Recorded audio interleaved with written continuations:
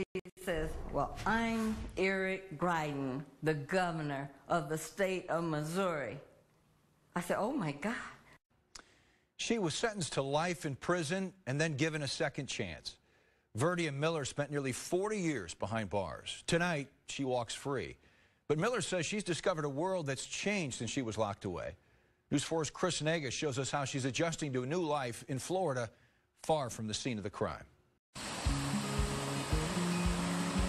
On a suburban block near the Florida coastline, former Missouri prison inmate Verdia Miller answers the door.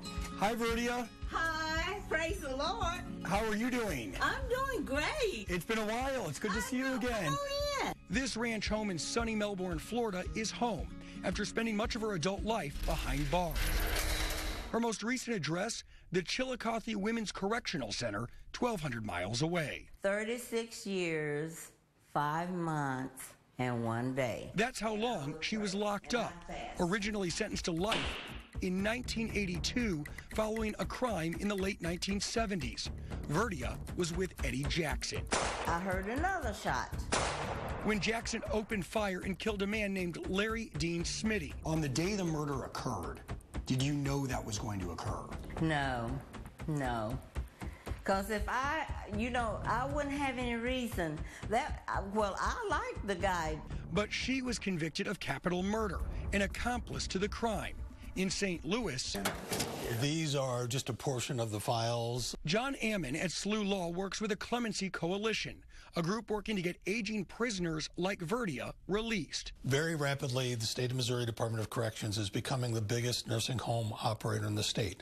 Ammon pled Verdia's case to Governor Eric Greitens. On his final day in office, Greitens called her in prison. He says, well, I'm Eric Greitens, the governor of the state of Missouri.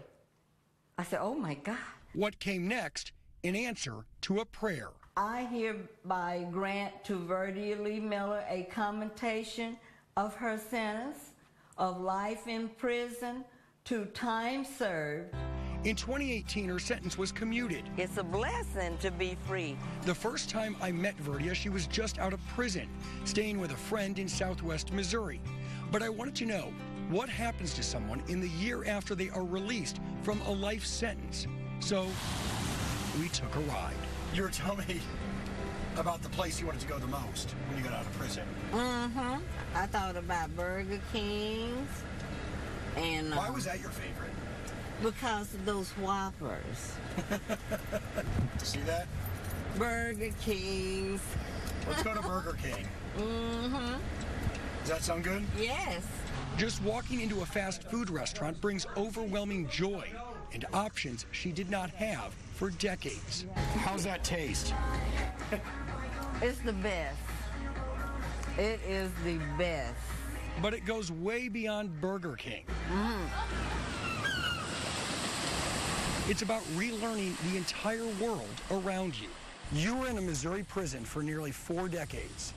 Did you think you would ever see this again? No. For Verdia, it's surreal. After staring at concrete and bars for years, a day like this seemed unimaginable. This is a beautiful world. It's beautiful. I just like to soak it all in. But Verdia didn't choose Florida because of the beach. Today, she lives with her daughter, who welcomed her back with open arms. That's my mom. God said, take care of your parents. So I'm going to take care of my mom. But the reunion is not perfect. Verdia's other daughter died while she was in prison.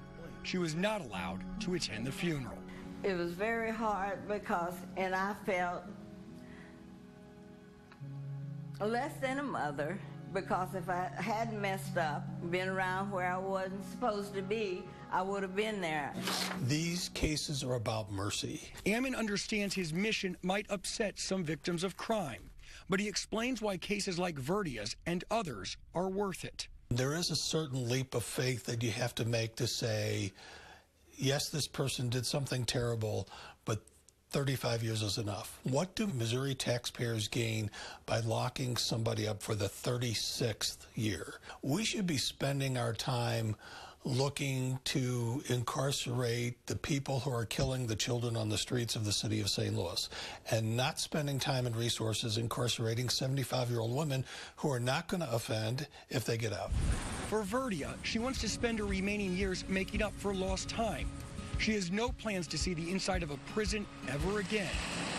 Everything around her is a reminder of what she's missed. The ways are free, just like I'm free, you know. I'm free to see all this now. You know, don't have to look on TV. I'm here in person watching this. And that's something that I won't forget. Verdia was one of 2 women that received a commuted sentence from Governor Greitens. Ammon's group is now petitioning Governor Parson on behalf of nearly a dozen others. I asked Governor Parson's spokesperson if he's considering those requests, and here's what I got. We are currently finding ways to manage and organize the backlog of requests from previous administrations. Until we can start looking at those files, we can't comment on whether the governor will be granting any pardons or clemencies. So, what do you think? Should the governor consider more cases like Verdia's? Find me on Twitter or my KMOV Facebook page. Chris Nagus, News 4 Investigates.